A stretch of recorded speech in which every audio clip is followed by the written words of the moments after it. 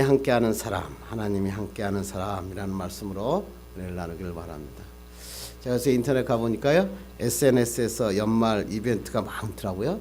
통신사, 쇼핑몰 이런 데서 당신의 소원을 말해줘 이런 이벤트가 있는데, 이 당신의 소원을 말해줘라고 하는 것에다가 2018년도 소원 3가지를 이렇게 적어내면 나중에 그것을 갖다가 댓글을 남기면 추첨해서 푸짐한 상품을 주겠다. 그래서 SK에서는 엄청난 상품을 걸었고 그렇더라고요.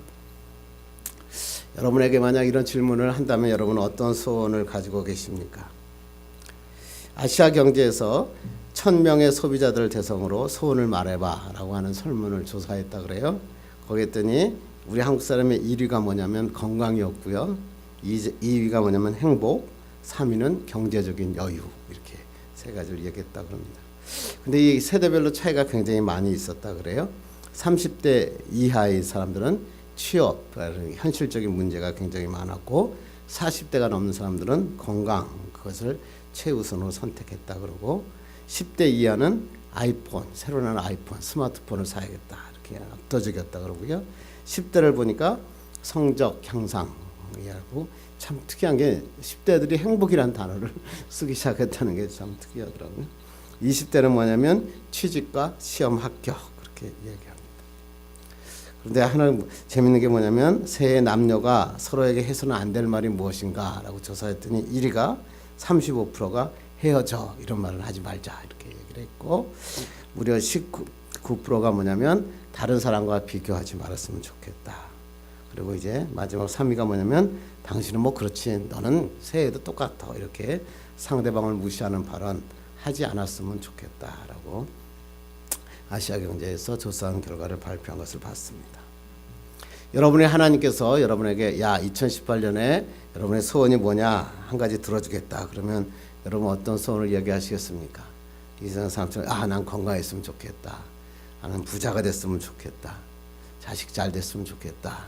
나이가 드니까 그렇더라고요. 자식 잘 되는 게 참 우리의 소원 중에 더 큰 소원으로 차지하는 것을 보게 되고요. 아직 결혼하는 사람은 좋은 배필자 만나서 결혼했으면 좋겠다, 좋은 직장 구했으면 좋겠다. 그게 바로 우리 2018년도의 소원이지 않겠습니까? 그런데 건강이 있다 그래서 돈이 없으면 참 힘들더라고요. 또 돈이 있어서 먹을 만한데 이제는 건강이 나빠지면 또 어렵고요. 또 돈도 있고 건강이 있는데 자식들이 안 되는 거예요. 가는 것마다 힘들어질 때 얼마나 힘들겠습니까? 이런 걸 좀 다 잘 됐으면 좋지 않겠습니까? 이 잘 되는 것을 우리는 뭐라 그러냐면 만사형통이라 그렇게 얘기하죠.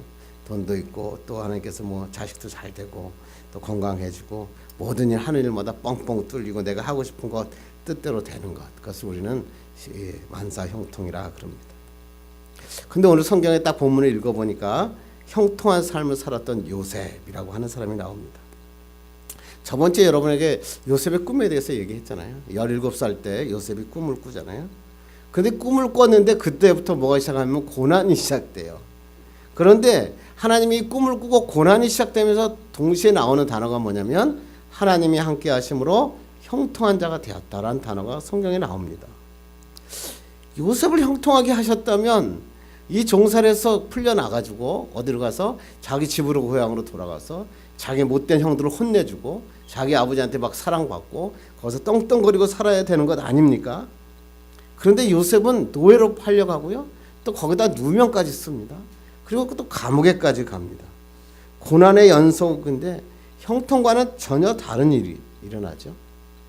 그런데 갑자기 이 성에서 장면이 확 바뀌면서 이 요셉이라고 하는 사람이 30살, 30세에 그 감옥에 있던 자가 노예가 애굽의 총리가 됩니다. 어떻게 이런 일이 있을 수 있습니까? 여러분 그러죠. 맨날 하는 말이 이거 하나님이 하셨으니까 가능한 거 아닙니까? 정말로 여러분 그렇게 믿으십니까? 요셉의 형들이 나중에 요셉의 형들이 애굽으로 내려와가지고 자기에게 먹을 것을 나눠달라고 요셉에게 무릎을 꿇고 절을 합니다. 그러니까 요셉이 딱 그때 성경에 뭐냐면 그때 13년 전에 해준 꿈이 생각났더라. 노예로 팔려가면서 이 요셉은 꿈을 잃어버렸어요. 그런데 그 나중에 형들이 절하는 것을 보고 13년 전에 꾸었던 꿈이 생각났더라. 여러분 오늘 성경을 읽으면서 다시 한번 볼 때 요셉은 왜 애굽의 총리가 되었을까? 그리고 진짜 애굽의 총리가 되는 것이 가능했을까?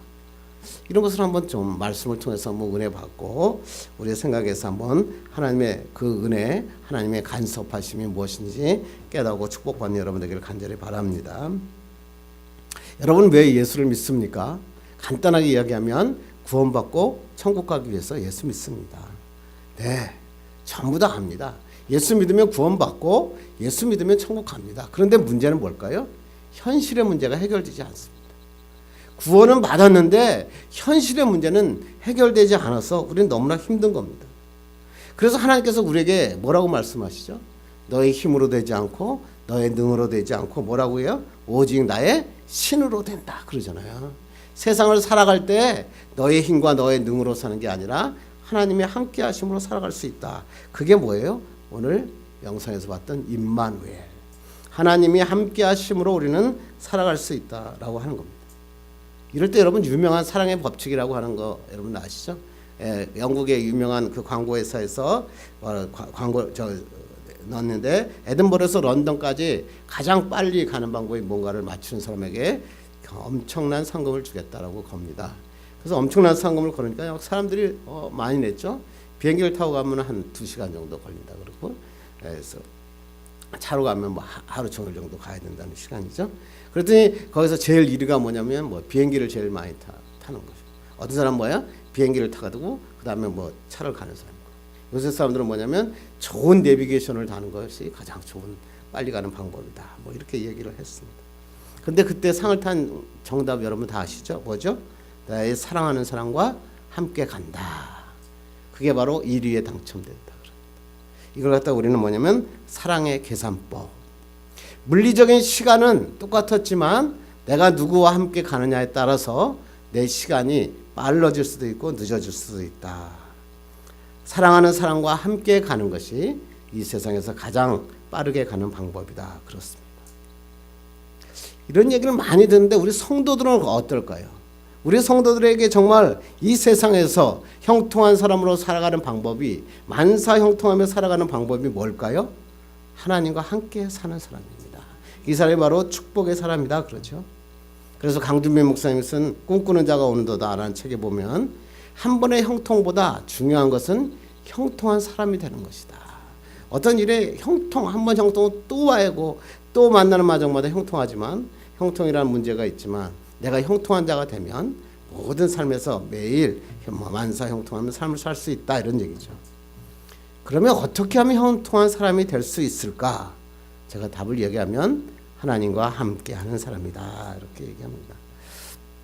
우리 한번 본문 한번 2절을 한번 볼까요? 시작. 여호와께서 요셉과 함께 하심으로 그가 형통한 자가 되어 그의 주인 애굽 사람의 집에 있으니 그랬어요. 여호와께서 요셉과 함께 하심으로 형통한 자가 되었다. 그렇게 돼 있잖아요. 함께하다 에트라고 하는 히브리어인데요. 그 구약에 여러 단어로 나와요. 어떤 단어가 주로 나오나 한번 볼까요? 창세기 한번 5장 22절 보겠습니다. 시작. 무두살레를 낳은 후 300년을 하나님과 동행하며 자녀들을 낳았으며 그랬습니다. 에녹이 뭐야? 하나님과 300년 동안 동행했다. 이게 바로 에트라고 하는 단어예요. 이건 뭐냐면 하나님과 함께 하겠다. 근데 이 성경에 이 에녹뿐만 아니라 노아에게도 똑같은 단어가 나오고요. 아브라함에게도 나타나고 요셉에게도 나타나고 모세에게도 나타나고 다윗에게도 나타납니다. 하나님의 사람들은 뭐야? 하나님과 함께 한 사람이었구나. 하나님과 동행하는 사람들이었구나 라고 하는 거예요. 그러면 하나님과 동행하기만 하면 우리는 형통한 자가 될 수 있다. 이렇게 성경은 이야기하고 있다고 하는 것입니다. 그렇다면 오늘 우리는 뭐냐면 어떻게 하면 하나님과 형통한 사람이 될 수 있을까라고 이것을 한번 보고 은혜를 나누길 간절히 바랍니다. 그러기 위해서 먼저 요셉이 꾸었던 꿈, 그건 뭘까? 저번에도 말씀드렸죠. 요셉의 꿈이 될 수 있겠지만 요셉의 꿈은 애굽의 총리가 되는 걸까? 하나님은 왜 이 사람을 요셉을 갑자기 노예로 팔고 감옥에 집어넣은 다음에 요셉의 총리가 되게 하셨을까? 분명히 무슨 목적이 있으셨을 거 아니에요? 그게 성경에 기록되어 있죠. 한번 찾아볼까요? 창세기 15장 13절입니다. 창세기 15장 13절 읽겠습니다. 시작.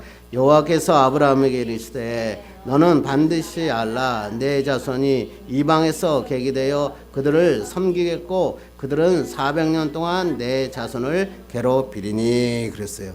아브라함에게 뭐라고 얘기했냐면 너는 너희 후손들이 애굽에서 몇 년간 400년 동안 430년 동안 뭐야? 거기서 괴롭힘, 종살이를 할 거다.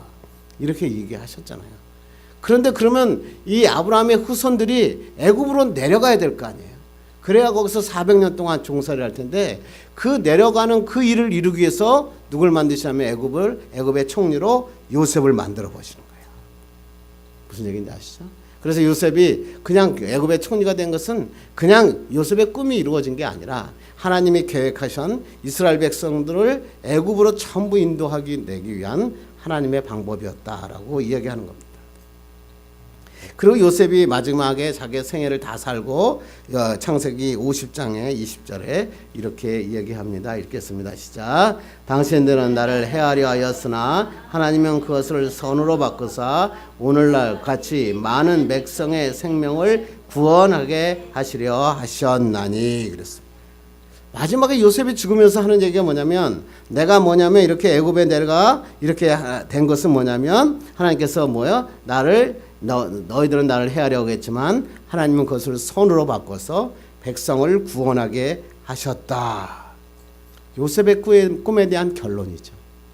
요셉이 이런 꿈을 꾸고 애굽에 팔려가고 거기에 노예가 됐고 은 20에 팔리잖아요. 형제들에게 감옥에 들어가고 그리고 거기서 그것은 뭐야? 하나님께서 너의 모든 악을 뭐로 바꾸셔서 선으로 바꾸시고 하나님이 너희들의 생명을 그 백성들을 구원하게 하려 하신 것이다.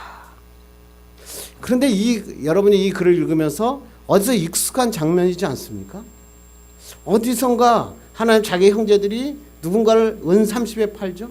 누구죠? 예수 그리스도죠. 그리고 예수 그리스도를 어디에? 십자가에 못 박아버리죠. 그런데 그 예수님께서는 이 모든 것을 악을 뭘로 바꾸세요? 선으로 바꾸셔서 이스라엘 백성과 온 인류를 구원하시는 일을 하십니다. 이 요셉의 이야기는 뭐냐면 바로 예수 그리스도의 이야기를 그림자의 모형으로 보여주신 것이었다. 이게 뭐예요? 복음의 핵심.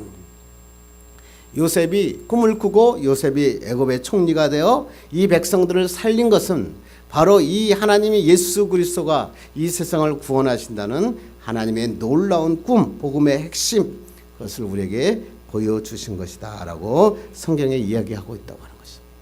그렇습니다. 여러분 이 하나님의 꿈을 꾸시면 돼요. 하나님이 나에게 주신 놀라운 사명을 발견하고 달려갈 때 하나님의 형통한 자로 사용하신다는 겁니다. 여러분 테레사 수녀라고 하시는 분 아시죠? 1946년에 테레사가 꿈을 꿨는데 자기에게 뭐야? 하나님께서 이 고아원을 적어가지고 많은 고아들을 자기가 구하는 하나님의 사명을 받죠. 꿈을 꾸죠. 근데 그에 보니까 자기의 호주머니는 동전 3개밖에 없었잖아요. 그래서 테레사 수녀가 자기 수도원에서 사람들을 모아놓고 이렇게 얘기합니다. 제 호주머니에는 동전 3개밖에 없습니다. 그렇지만 나는 고아원을 세우겠습니다. 그랬더니 거기에 있던 그 많은 수도사들이 뭐라고 얘기를 했죠? 야, 동전 3개로 어떻게 고아원을 질 수 있느냐? 너는 아무것도 할 수 없단다. 그랬더니 이 테레사가 수녀가 수도원을 나오면서 하나님 앞에 이렇게 기도합니다. 주님, 이 밤에 내가 어디서 자야 하고 내일 아침 어디서 먹어야 하며 이 옷이 헤어지면 무엇을 입을지 나는 모릅니다. 오직 주만 따라가오니 제 일생을 인도하여 주시옵소서. 그리고 나갔어요. 그랬더니 어떻게 될까요? 이 사람이 전 세계 100여 개, 100군데가 넘는 고아원을 만들 것을 하고 그것에서 평생 고아원을 위해서 자기의 삶을 드리는 하나님의 사람이 되었다. 하나님의 꿈을 가진 사람은 세상에 어떤 어려움이 와도 동전 3개가 있어도 감옥에 있어도 두렵지 않은 것입니다. 결국에는 하나님께서 그 꿈을 이루어 주시고 그를 통하여 하나님의 나라를 만들어 가시는 것입니다. 그래서 몇 년 전에 우리 유행하던 단어가 뭐냐면 비저너리라는 단어를 굉장히 많이 썼죠. 하나님의 꿈을 가지고 살아가는 사람. 이 사람은 모든 승부수는 어디에 있냐면 성령, 하나님의 함께 하심에 있었다라고 얘기하는 것입니다. 여러분도 2017년에 마무리하면서 2018년에는 하나님이 함께하는 사람이 되어서 하나님의 꿈을 이루고 세상에 하나님의 영광을 나타내는 하나님의 백성들 되기를 주님의 이름으로 축원합니다. 그런데 왜 이 하나님께서 이 꿈, 놀라운 꿈을 주셨는데 이스라엘에게 고난이 찾아올까요? 우리 한번 2절과 3절을 다시 한번 읽겠습니다. 시작. 여호와께서 요셉과 함께 하심으로 그가 형통한 자가 되어 그의 주인 애굽 사람이 함께 있으니 그의 주인이 여호와께서 그와 함께 하심을 보며 또 여호와께서 그의 범사에 형통하게 하심을 보았더라. 요셉이 어려서 채색 옷을 입고 잘 살 때는 이런 단어가 없었는데 갑자기 노예로 팔려가면서부터 갑자기 뭐가 나타나면 여호와께서 형통하게 하셨다, 함께 하셨다라는 단어가 계속 나오고 있습니다. 형통이라는 단어가 과연 무엇이길래 이렇게 고난 가운데 있을 때 형통이라는 단어가 나올까? 국어사전에 형통을 찾아보면 이렇게 써 있더라고요. 온갖 일이 뜻과 같이 잘 되고 번영함, 목적한 바를 이룸, 성공 이런 뜻으로 이 형통이라는 단어를 씁니다. 그러니까 세상 사람들 형통은 뭐냐면 근심 걱정 없이 내가 원하는 것을 이루어내는 것, 그것을 형통이라고 그럽니다. 그러면 성경의 형통이라는 단어는 뭘까? 오늘 쓰여 있는 형통이라는 것은 칠레아흐라고 하는 언어인데 이 뜻은 뭐냐면 앞으로 나아가다, 번성하다 이런 뜻으로 구약 성경에 54회 이상 나옵니다. 그렇게 나오는데 이 말과 똑같은 형통이라는 단어가 더 많이 나온 단어가 있습니다. 신명기 29장 9절 읽겠습니다. 시작. 그런즉 너희는 이 언약의 말씀을 지켜 행하라. 그리하면 너희가 하는 모든 일이 형통하리라. 여기서 우리 형통은 사칼, 깨닫다, 지혜롭게 행하다, 신중하다 80번이나 구약 성경에 나옵니다. 그러니까 성경에서 말하는 이 형통이라는 단어는 뭐냐면 하나님의 뜻을 깨달아 하나님의 일이 이루어진다 이런 뜻입니다. 그러니까 이 하나님의 형통, 세상에 말하는 형통과 좀 다른 게 뭐냐면 꼭 하나님께서 원하시는 일, 하나님께서 원하시는 것은 반드시 이루어진다라고 하나님께서 말씀하고 있어요. 그래서 한때 우리 때 유행했던 주식회사 예수라고 하는 책이 있었거든요. 거기에서 성공이란 정의를 이렇게 내요. 성공은 하나님의 뜻대로 되는 것이다. 그래서요, 세상의 사람들은 성공은 돈 벌고 높은 자리에 올라가는 거지만 주식회사 예수 그리스도를 믿는 사람에게는 하나님의 뜻대로 되는 것이 성공이다라고 하나님께서 말씀하는 거예요.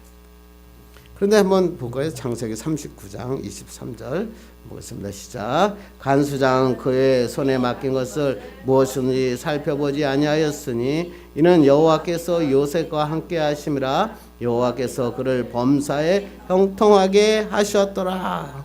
요셉이 지금 감옥 생활을 하고 있는 거예요. 그런데 그 간수장이 보면서 뭐냐면 야, 요셉은 뭐야? 하나님께서 범사에 형통하게 하셨다. 분명히 고난 가운데 있고 감옥에 지금 처해 있는 자에게 왜 하나님께서 형통하게 하셨다라고 합니다. 여러분, 요셉은 어떻게 총리가 될 수 있다고 생각하세요? 여러분 성경을 보면서 그냥 하나님이 요셉이 총리 되라 그랬죠. 바로가 그냥 꿈을 꾸었으니까 꿈을 해석하니까 그냥 요셉이 총리가 될 수 있었을까요? 그 요셉이라고 하는 자는 노예거든요. 그때 신분은 엄청난 차이가 있었잖아요. 아무리 그 바로의 꿈 하나 꿨다고 해가지고 그 노예인 그 요셉을 들어서 애굽의 총리로 세울 수 있을까요? 그런 것이 있었을까요? 근데 이것을 해석하려면 그때의 역사를 보시면 이해할 수 있습니다. 그때 요셉을 애굽의 총리로 만들기 위해서 하나님이 어떤 일을 하시냐면요. 애굽의 원래 왕조는 원래 함족, 셈, 함, 야벳이 있잖아요. 함족 사람들이 왕조였거든요. 그런데 그 왕조에게 갑자기 셈족인 힉소스 족속이라고 하는 족속이 와가지고 이 야곱의 왕조를 다 무너뜨립니다. 그래가지고 갑자기 이 셈족, 힉소스족이 애굽의 왕조로 탈출해요. 그래가지고 그 힉소스라는 뜻이 뭐냐면 외국의 통치자들이란 뜻이에요. 이들은 셈족이었어요. 이들이 그러니까 갑자기 그 함족에서 셈족인 힉소스 왕족으로 하나님이 바꿔버리시는 거예요.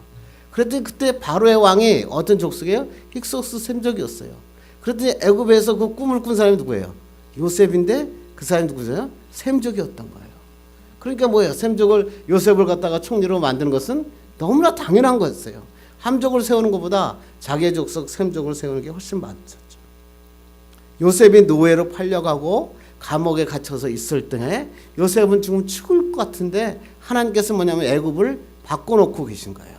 뭘 만드시려고? 요셉을 애굽의 총리로 만들기 위해서. 그러다 여러분 출애굽기에 가면 어떤 단어가 나냐면 요셉을 알지 못하는 새 왕이 일어났다 이렇게 출애굽기에 나오거든요. 그게 뭐냐면 다시 이 힉소스족이 다시 함족에 의해서 물려납니다. 그래서 다시 왕족이 잡혔는데 그 왕족은 뭐냐면 다시 함족인 거예요. 그래서 애굽 요셉 사람을 싫어하는 거죠. 그래서 이스라엘 사람이 고난 가운데 빠지게 하죠. 또 왜 고난 가운데 빠지게 하셨을까요? 하나님께서 출애굽시키려고. 거기서 그냥 뭐 같이 있어서 뭐야 그냥 좋아서 있을 텐데 하나님께서 뭐야 다시 그 왕족을 바꿔서 다시 이 사람을 출애굽을 하나님 앞에 기도하게 만든 하나님의 놀라운 축복이었죠. 저는 이 말씀을 보면 또 이 은혜가 넘칩니다. 야, 내가 고통받고 요셉이 고난받고 감옥에 있고 힘들 때 하나님은 왜 아무것도 안 하십니까? 그렇게 하나님한테 원망할 수 있잖아요. 근데 요셉은 원망 한 번도 안 하잖아요. 성경에 요셉 같은 사람이 없어요. 그런데 하나님 무슨 일을 하시는 거예요? 애굽의 왕조를 바꿔놓고 계셨던 거예요. 이 놀라운 축복이 바로 하나님의 기적이에요. 여러분이 고난당하고 예수 믿고 내가 하나님 앞에 잘 나와서 예배드리고 하나님 앞에 기도하는데 왜 나는 이렇게 어렵고 힘든 일만 생깁니까? 하는 일마다 족족 안 되고 아이고 돈 좀 벌어보려면 돈도 안 되고 하는 일마다 다 깨집니까? 그런데 하나님이 무슨 일을 하고 계셨다고요? 하나님은 아무 일도 하시지 않은 게 아니라 여러분의 미래를 위하여 준비하고 계시는 거예요. 여러분의 모든 환경들을 바꿔놓으시는 거예요. 그래서 우리는 기뻐하는 거예요. 하나님의 놀라운 축복을 받는 거예요. 야, 그래서 우리가 하나님과 함께하는 자는 형통한 자구나. 그렇습니다. 하나님의 형통이라고 하는 것은요, 고난까지도 포함하여 하나님이 이루어 가시는 거예요. 이것을 받아보면서 오늘 요셉을 보면서 기뻐하는 거예요. 야, 요셉을 하나님께서 총리로 만들기 위하여 애굽의 왕족까지 바꾸셨는데 나를 위해서, 정목사를 위해서, 꿈의 교회를 위해서 하나님은 지금도 어떤 놀라운 일을 행하고 있는지 우리는 알지 못하잖아요. 우리는 그걸 기대하며 기도하는 겁니다. 그래서 행복한 거예요. 그래서 힘 있는 거예요. 이런 축복의 사람들 되기를 주님의 이름으로 축원합니다. 여러분에게 지금 고난이 있습니까? 그렇다면 하나님이 일하시는 시간입니다. 아, 육체적인 질병이 있습니까? 하나님께서 물질의 고통이 있으십니까?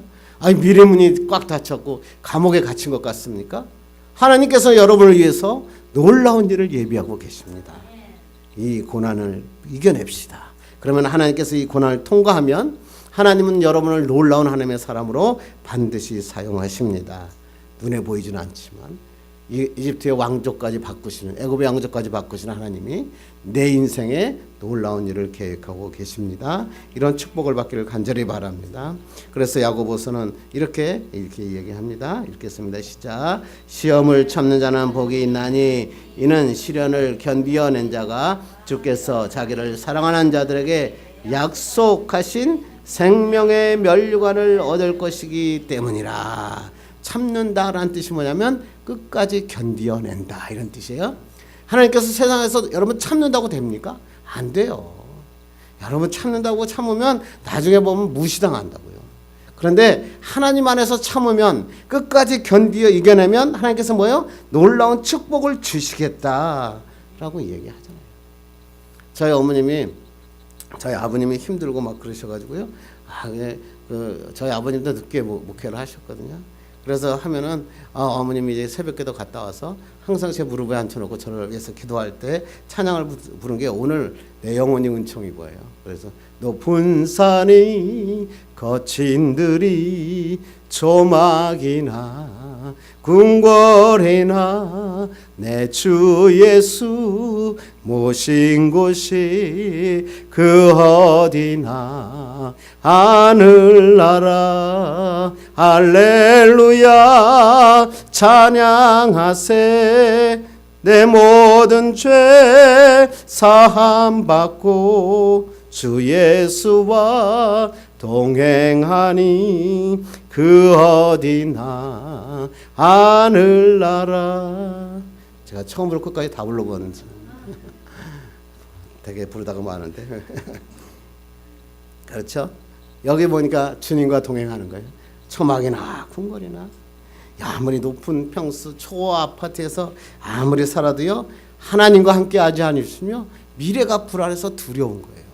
그래서 사람은 죽는 거잖아요. 그런데 지하 단칸방에 살고 월세로 살고 월세도 없어서 자기가 고시원에 살아도 하나님이 함께 하시면 기쁨이 오고 축복이 오는 겁니다. 그것을 우리는 하나님과 동행하는 사람, 형통한 사람이라 이렇게 얘기하는 겁니다. 여러분 2017년도 하나님 이제 거의 얼마 안 남았는데 2018년은 이런 하나님이 함께 하시는 사람이 되어 형통한 축복을 누리며 사는 여러분 되기를 주님의 이름으로 축원합니다. 이제 말씀을 마치려고 합니다. 기업을 경영할 때 이노베이션이라는 단어를 굉장히 많이 쓰죠. 기업 혁신이라는 단어죠. 그게 뭐예요? 이 사람들이 시장의 패러다임을 바꿔가지고 새로운 혁신적인 상품을 내놓거나 자기의 기업의 모델, 혁신 모델을 내놓는 것을 우리는 기업의 이노베이션이라고 합니다. 그래서 모든 기업들이 이노베이션에 목숨을 거는데 이 이노베이션의 첫 번째 조건이 뭔지 아십니까? 아무것도 하지 않은 자들에게는 아무것도 일어나지 않는다. 저는 이 단어가 너무 좋아요. 세상에서요 아무것도 안 하면 아무것도 일어나지 않아요. 기업이 그럴 뿐만 아니라 신앙생활도 마찬가지예요. 예수 믿는데 내가 예수 믿는 신앙생활 그리스도의 삶을 살아가는데 신앙생활에 아무것도 안 하면 신앙생활에 아무런 변화가 일어나지 않아요. 하나님 앞에 나와 죽도록 기도하고 하나님 앞에 매달려 추워도 하나님 앞에 나와서 기도하고 그 어려움을 이겨낼 때 하나님의 역사가 일어납니다. 이런 신앙생활은 여러분 하나님 앞에 2018년에는 뭔가 반드시 합시다. 여러분이 한번 결단하고 하나님 앞에 매달려 보는 거예요. 주님, 내가 주님 앞에 기도합니다. 주님, 내가 이것을 위해서 하나님 앞에 내가 애씁니다. 이렇게 결단할 때 하나님은 역사하실 줄로 믿습니다. 두 번째 이노베이션의 특징, 가장 큰 원칙이 뭔지 아시면 자기의 힘으로 하지 말고 외부의 힘을 사용할 줄 알아야 된다. 그래서 외부의 소비자의 아이디어를 내거나 또 소비자의 힘을 얻어내는 겁니다. 그래서 P&G나 이런 소비자에서는 뭐야? 소비자들의 시스템을 갖춰서 그들 소비자들의 요구사항이 뭔가를 이렇게 계속 필터링을 해가지고 그것을 갖다 바로 상품에 반영을 하고 요새 지금 이 텔레콤이라고 하는 이제 아이폰 이런 것들이 많잖아요. 그것들의 결정적인 역할들을 하는 게 뭐냐면 바로 소비자들의 역할이에요. 그래서 소비자들이 무엇을 내놓는 거예요. 그래서 페이스 인식 레코그나이제이션 시스템이 나와서 이게 아이폰 딱 보면 얼굴 보면 사람 인식하고 그러잖아요. 이게 사람들이 뭐냐면 이 지문도 너무 싫은 거예요. 누르는 게 너무 싫은 거예요. 그러니까 얼굴만 했으면 좋겠다. 뭐 옛날 홍채 인식 이런 것도 있었는데 그러니까 아이폰이 이거 딱 하나 내놓고 갑자기 시장을 바꿔 먹는 거거든요. 그게 뭐예요? 소비자들의 니드, 요구사항이 무엇인가를 발견하는 거죠. 그렇습니다. 그렇다면 우리 신앙생활에 우리가 외부의 힘을 어디서 얻어야 될까요? 바로 하나님이십니다. 여러분 신앙생활은 다른 게 없어요. 신앙생활은 뭐예요? 하나님으로부터 힘을 얻을 때 내 힘으로 이루려고 하는 게 아니라 하나님의 힘을 이루려고 할 때 하나님이 함께 하실 때 기적이 일어납니다. 그래서 어떤 목사님이 설교할 때 이런 얘기 하더라고요. 하나님의 함께 하심을 잊어버리면 개고생이다. 그런 얘기 하더라고요. 그래서 개고생의 뜻이 뭡니까? 그렇게 얘기했더니 다른 건 고생하면 결과가 나타나는데요. 개고생은 고생할수록 결과가 나빠진대요. 그걸 갖다 우리는 개고생이라 그런다 그렇게 얘기하더라고요. 그렇습니다. 신앙생활의 가장 중요한 것은 하나님이 주신 이 힘을 믿고 살아가는 거예요. 그걸 갖다 우리는 뭐예요? 합력하여 선을 이루신다라고 하는 거잖아요. 그런데 이 하나님과 동행하는 건 쉽지가 않더라고요. 왜? 내가 살던 패턴이 있잖아요. 내가 살던 생활의 습관이 있고 내가 바라던 방향이 있었는데 하나님이 훅 들어오시니까 뭐예요? 방향을 바꿔버리시는 거예요. 생활의 습관을 바꿔버리시는 거예요. 야, 힘들구나. 그런데 이 고난을 통과하니까 하나님께서 놀라운 축복으로 갚아주시더라.